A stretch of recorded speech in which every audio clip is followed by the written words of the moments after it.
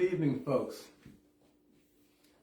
On the fourth day of our celebration of the Spring Equinox, welcome to Mind Training and Homatherapy, as we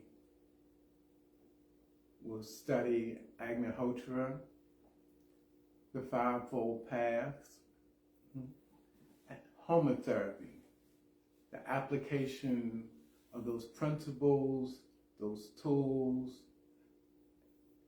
for our welfare individually and collectively.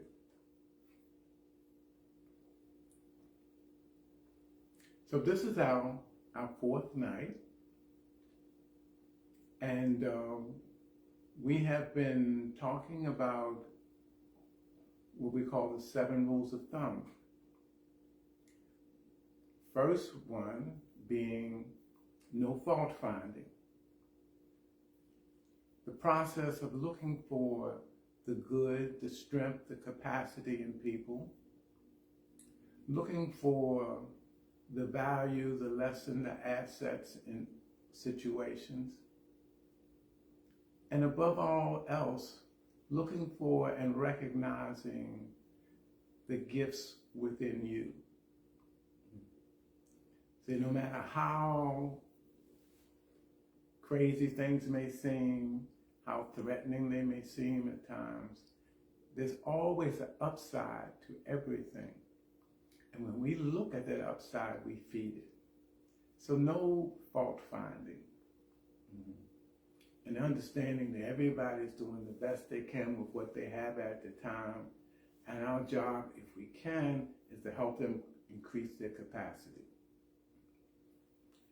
Not by accepting unhealthy behaviors, but by accepting the person who themselves are probably trapped in whatever behaviors that they may have.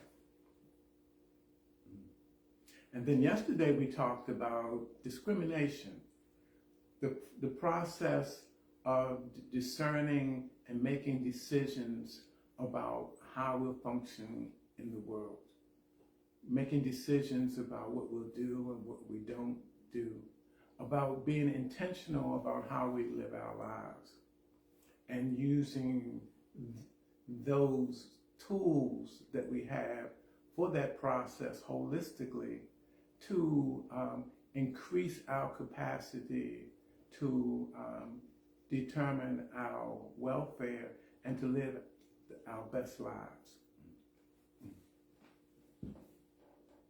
Today, after Agnihotra, we're going to talk about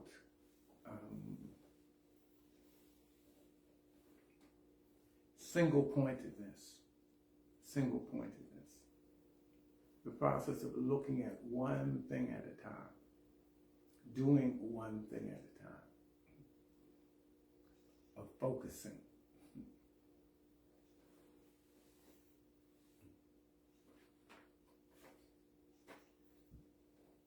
We're living in some challenging times. Things are changing very quickly.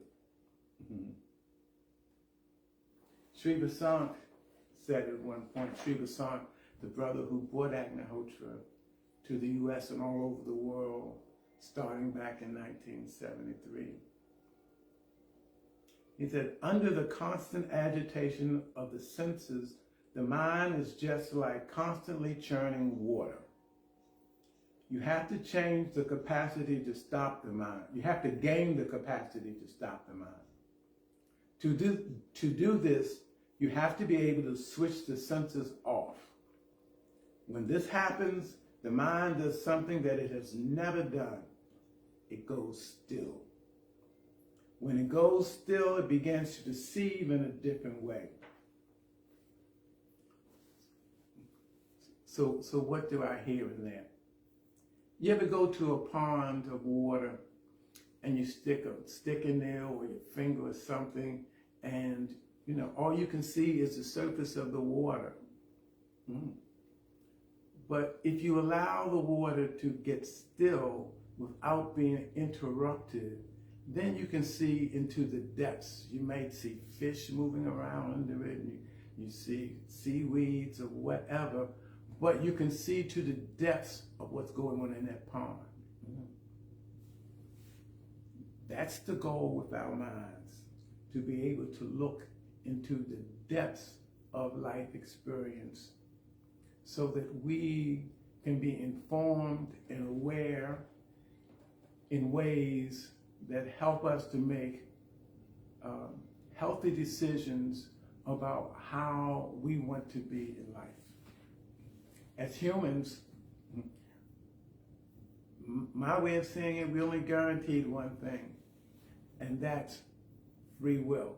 Not about what happens to us, but about how we're going to deal with anything.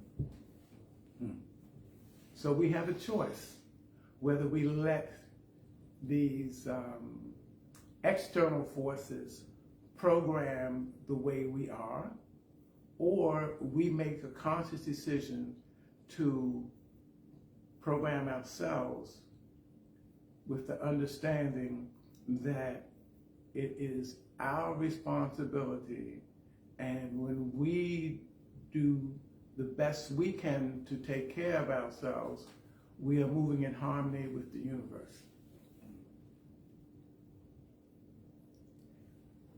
And when we don't, we're setting up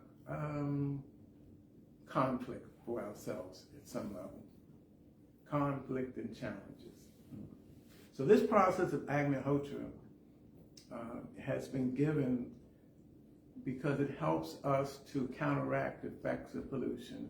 It calms the mind, and when the mind is calm, it can go deeper and really begin to see, analyze, and assess what's going on.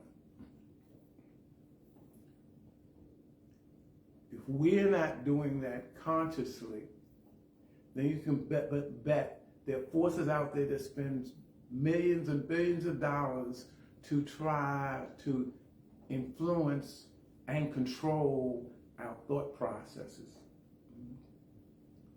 So if I'm just hanging whatever comes my way in terms of my culture, I'm just getting into it this way or that way, listening to any kind of music, watching any kind of thing on TV, any kind of thing, or in social media, you can bet I am being programmed by those external forces. Those external forces that, I should say, may not have our best interests at heart. What is that?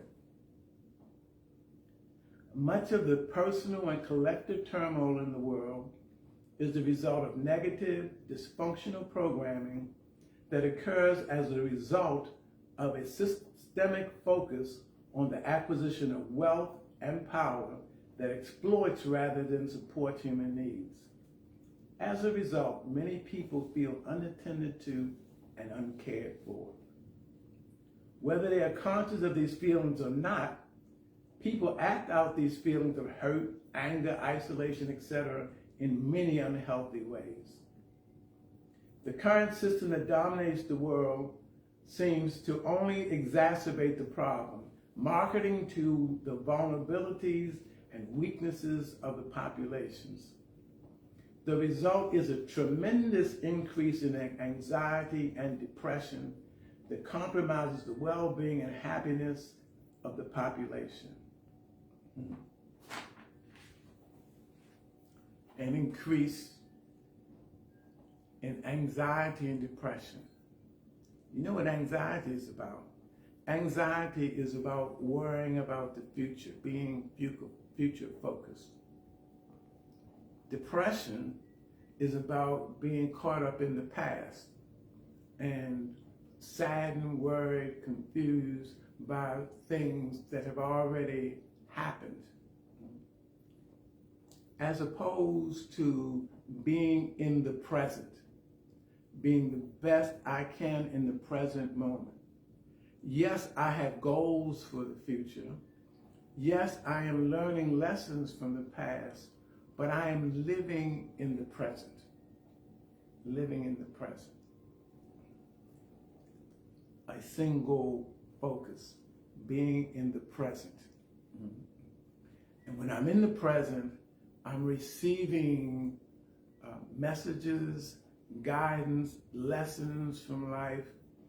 Things are coming to me all the time because I'm moving in harmony, in alignment with life. Things that are giving me tools, giving me guidance, giving me inspiration to be the best that I can be, to move forward in my life. So, we have about 5 minutes. We're going to light the fire. We're going to sit for a minute. Again, my encouragement is to pray, meditate, do affirmations, deep breathing. Any or all of that will settle your mind, and it's be assisted by this process called Agnihotra.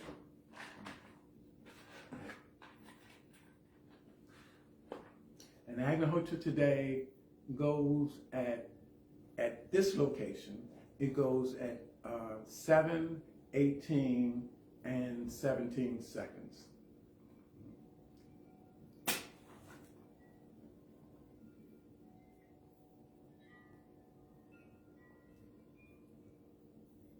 And after we sit for a moment or two, then we'll come back and unpack a little more.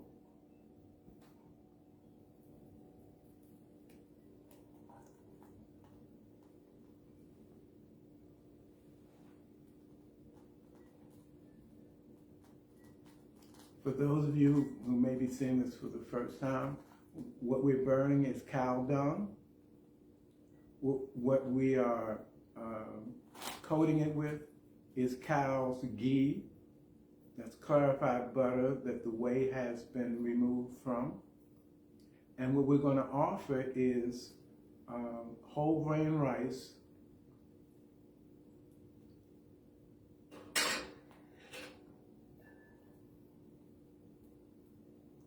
and we're going to say a Vedic Sanskrit mantra. And those three things combined, the timing, exactly sunset, what we burn, and the mantra, to create a change in the atmosphere that's well documented to remove pollution from the air, from the soil, when it's used with the soil, from water sources, and even from our bodies when we take the ash internally. So we have about a minute and 40 seconds or so.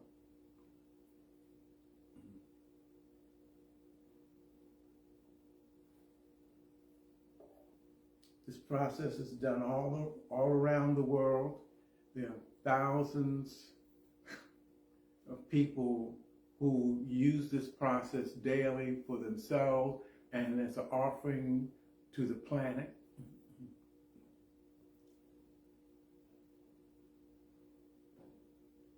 And it's given at this time to counteract the fact that the influence of pollution that has become so rampant with industrialization.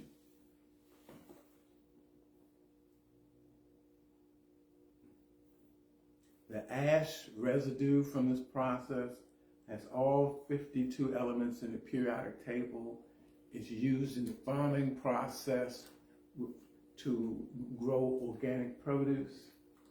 And many of us take it internally to increase the viability of our immune systems.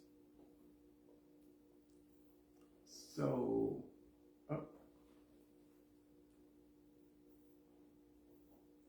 excuse me, we have a minute and 17 seconds. Today it goes at 18, 17. And every location is a little different. And you can get The exact timings online if you're interested in learning. And if you're interested in learning more about it, just contact me, or there's classes online every couple times a month, and there are materials available.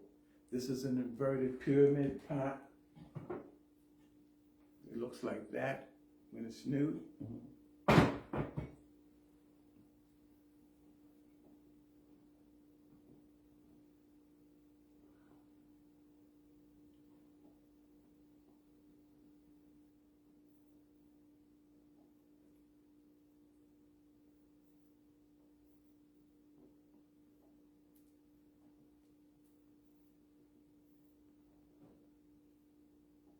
Seventeen seconds.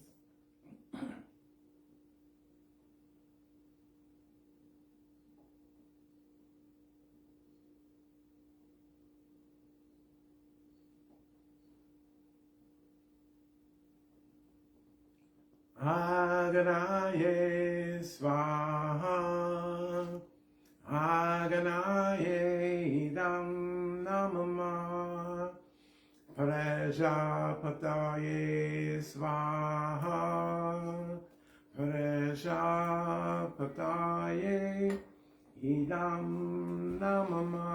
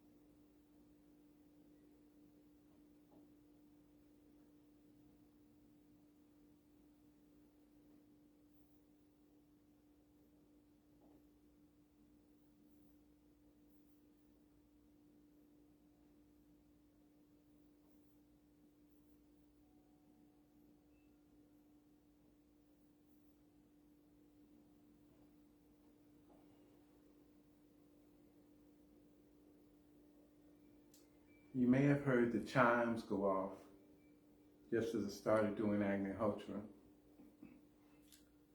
It's not odd for things like that to happen.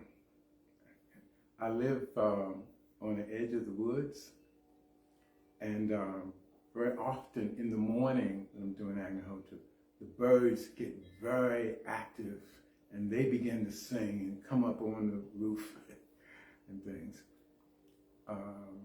It affects everything. It affects everything. There's all kinds of stories of how there have been catastrophes all over the world in different places, but the place where Agnihotra was done was unaffected.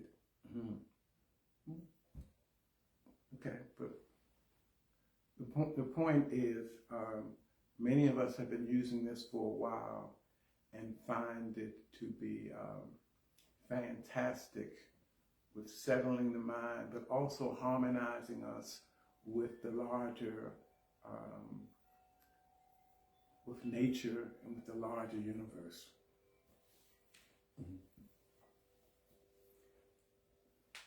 So we're talking about single-pointedness. Single-pointedness. The mind functions better when it's focused on one thing at a time. When we're jumping around from thing to thing to thing, we tend to stay on the surface of our minds. We tend to just peep at things, but not really get into them.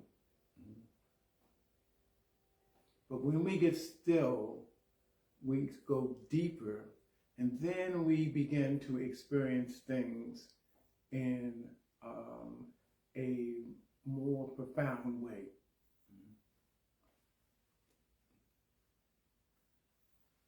As I said earlier, we all see thousands and thousands of commercials daily, whether we want to see them or not.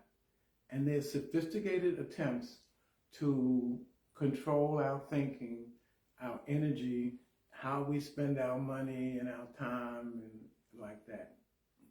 And the fact that there's so many of them, like I said, the average one of us sees 4,000 to 10,000 commercials a day. The fact that there's so many of them saying that it's effective in a lot of ways.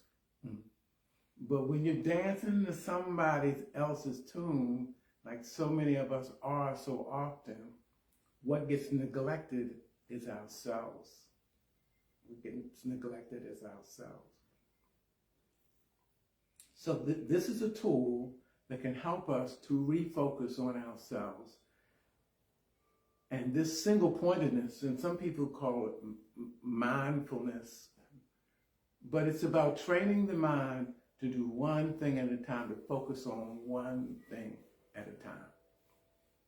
You know the difference when you're going down the street, you're driving down the street.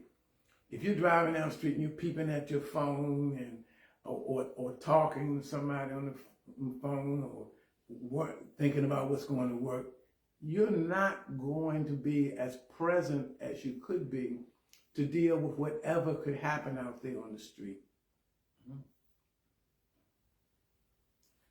But when you're singly focused, then all of your abilities are available to deal with whatever happens. Many of us have even lost that capacity because we're so overstimulated. We're so overstimulated. So single-pointedness is about doing one thing at a time. It's about developing concentration. What's it go? It's focus, concentration, contemplation. It's about developing concentration. Anything that we're going to do well requires that we have some focus, some concentration, some consistency, so we can go deeper than the surface to understand it and to respond to it. And that's especially true with our lives. There are a lot of definitions of what's a happy life. Having a lot of money, having a lot of friends, having a lot of this and having a lot of that. A lot of definitions. But at some level, when we start to go deeper, it's really about being at peace with oneself. It's really about knowing oneself. It's really about living in a way that's consistent with one's higher purpose. It's really about having some integrity and moving in a way that's of service. All of us were incarnated, were born with an innate purpose that has to do at some level with service. Service to our communities, service to society, service to our planet, our family, but service. That's where we're all validated. That's where worth comes into being. But to get there, to have success in any category, you have to have some concentration, some ability to focus and stay there. What's the thing that was so popular a few years ago? Multitasking. I'm doing this and this and this all at the same time. Yeah, you can do that, but you're going to make more mistakes and you're only going to stay on the surface. And you're going to create more anxiety for yourself. But to really find peace, to touch the inner core, requires be still and knowing. Another way that single-pointedness manifests itself is about being in the present moment. Being in the present moment. Not back there, guilt, regrets, woulda, coulda, shouldas. Not up there, what if they do that, and how is that going to happen, and what am I going to do? If we are in the present moment, breathing, being connected with our thoughts, being connected with our emotions in the present moment, we're going to be best prepared for whatever comes down.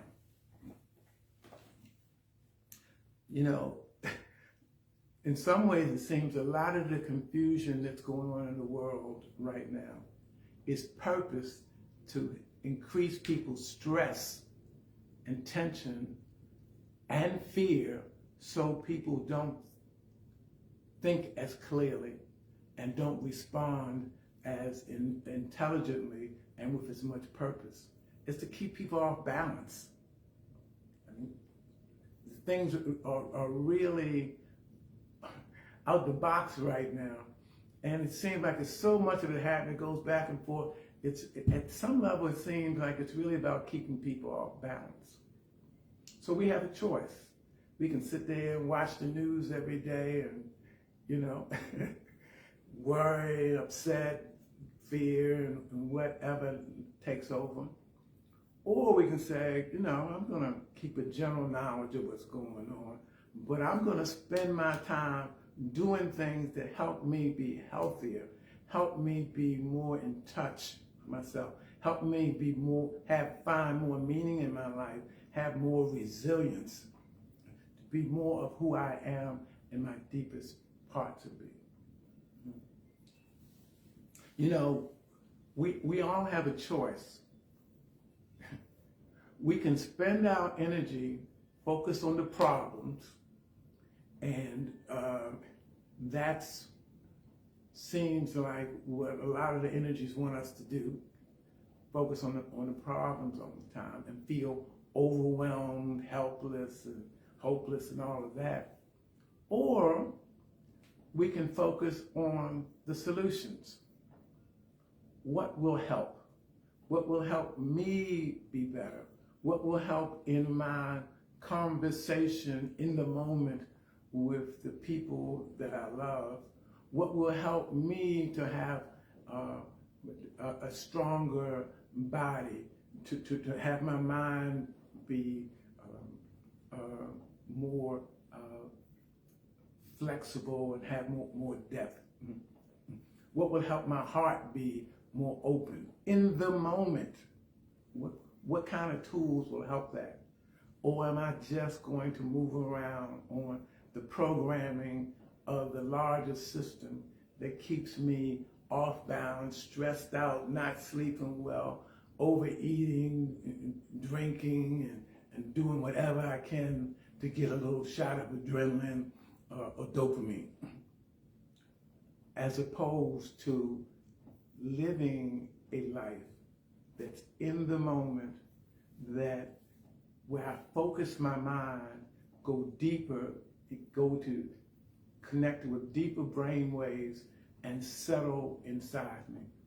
So this is where I am, and whatever goes down, I am in better shape to deal with it. Mindfulness. When we talk about meditation, and so often I hear folks say, I can't meditate, I tried, and whatever. Meditation is about focusing the mind. It's about choosing what you're going to focus on and focus your mind on that. And what's going to happen is your mind's going to go to the old habits are going to pull it away in other directions. But you don't fight with it. You very gently just bring it back, say, oh, we're focusing on gratitude now, like that. And the more you do that, or we're focusing on breathing right now, the more consistent you are with that, the stronger your ability to focus in the moment and on one thing at a time becomes. And your mind gets stronger. I mean, your mind can get so strong if you're really nurturing it and doing the things to keep it focused and to aid concentration, that once you say something, you're going to do something, it's halfway done, because the universe takes you seriously because you've been so consistent with what you say you're going to do and not do. So meditation, whether you're talking about breathing or affirmation stuff, yeah, the distractions are going to try to come in, but you, like I said, you don't get into fighting with them as the problem, or when you find yourself start thinking about work, when you want to think about gratitude, you just gently bring yourself back and go back into your work on gratitude, or your work on whatever you're choosing to focus on. So it is a process.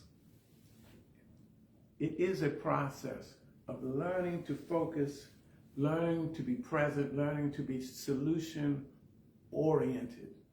But when we do what we say we're going to do, our minds, our capabilities, our abilities become stronger.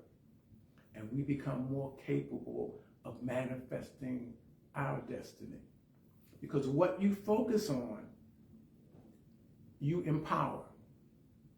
If you focus on the problems, you empower the problems. If you focus on the solutions, you empower the solution.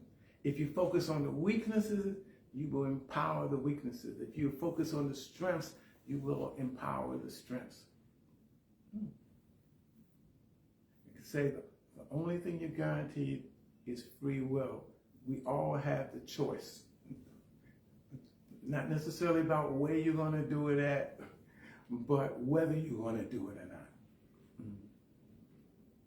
Single-pointedness. Being deliberate, intentional, and consistent about focusing the mind so it can reach deeper states of consciousness deeper states of well-being and be more effective at understanding,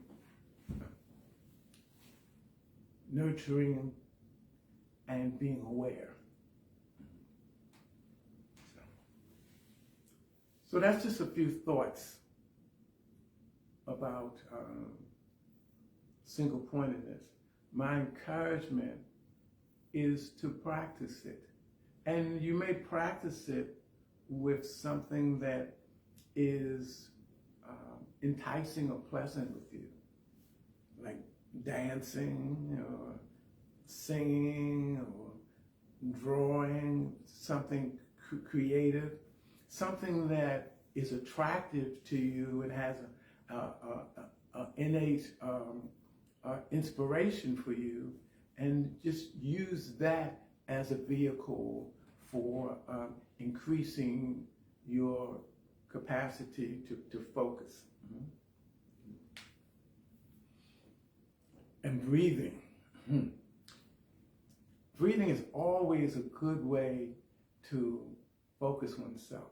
You know, I mean, anybody who's played sports, you know, when you go to the line to shoot the free throw, what's the coach say before? Take a deep breath. You know, when you go to serve a tennis ball before you hit it, take a deep breath. You know, because whatever you're doing, that helps the mind to settle.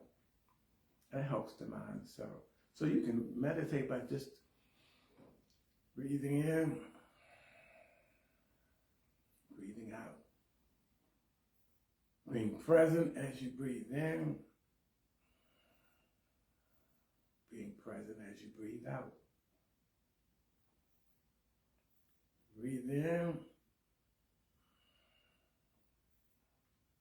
breathe out. The more you do it, the more it settles, the more it comforts, the more it soothes and nurtures the mind. So I hope you have enough to do a little practice, and I know this is not new for many of you. But again, if you're hearing it now, like I said, I don't think anything in the world is an accident or coincidence. It's all in order somewhere. So perhaps it's happening to encourage you to try it again, or try it with some new focus to increase your capacity with what you've already studied and learned. So.